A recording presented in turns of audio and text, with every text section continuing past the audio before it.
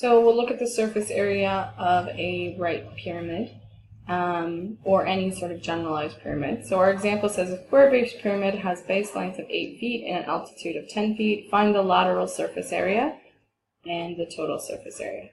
So again, we're looking for LSA, we're looking for TSA, but it's a different kind of shape that we're looking at. So remember that a pyramid or cone has a base, but we have sort of slant faces that meet in the apex, and that apex drops down and has a perpendicular height to the particular base.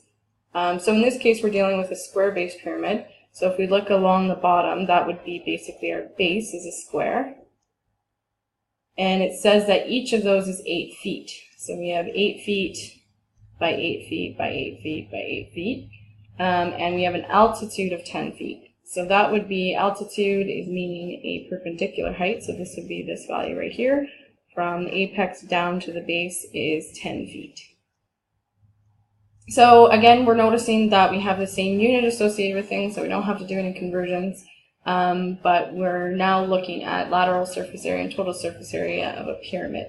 So let's refresh ourselves on those formulas. So if we go to our resource sheet and we look at our pyramid base section or the cone section, so we're dealing with a square-based pyramid. So our lateral surface area is our perimeter of our base times our slant height divided by 2.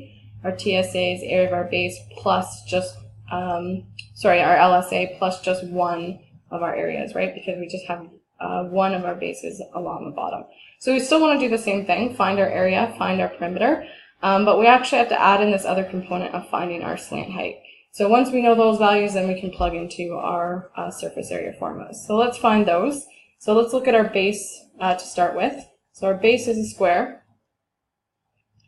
and we want to start with finding our perimeter and our area of this.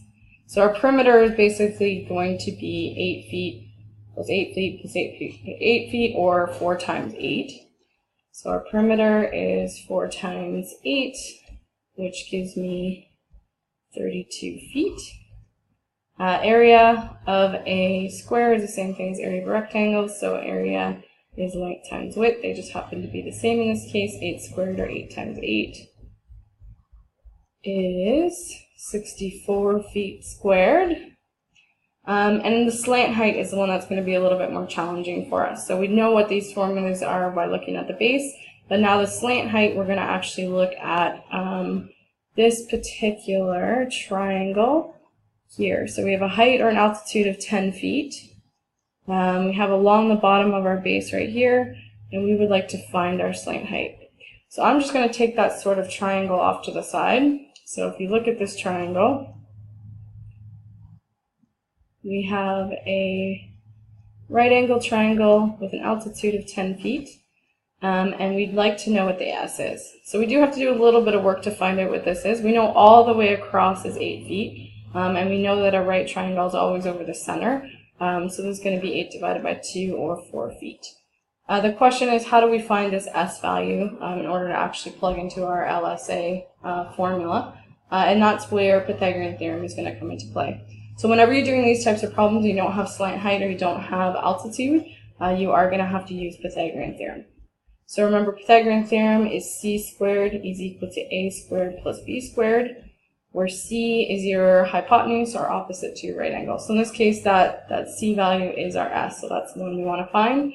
And remember, you can bring this over as a square root. So I'm going to rewrite this slightly. Pythagorean Theorem is s is equal to the square root of the other two sides squared. So 10 squared plus 4 squared gives me 116 under the square root. So when you plug that into your calculator, I get approximately 10.77032 feet.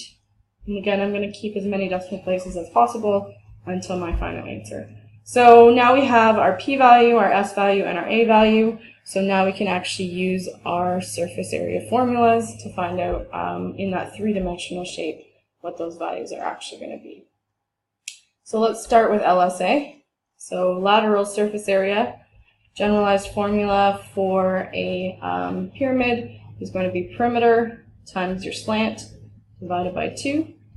So plugging in our values, so 32 times my slant of 10.77032, all divided by 2, and I end up getting a lateral surface area of 172.33 feet squared, just rounded to 2 decimal places. And then we can use that value to find our TSA.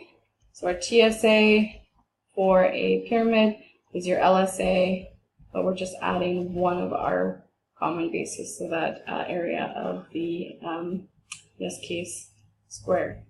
So LSA is 172.33, and I'm going to add in 64 square feet.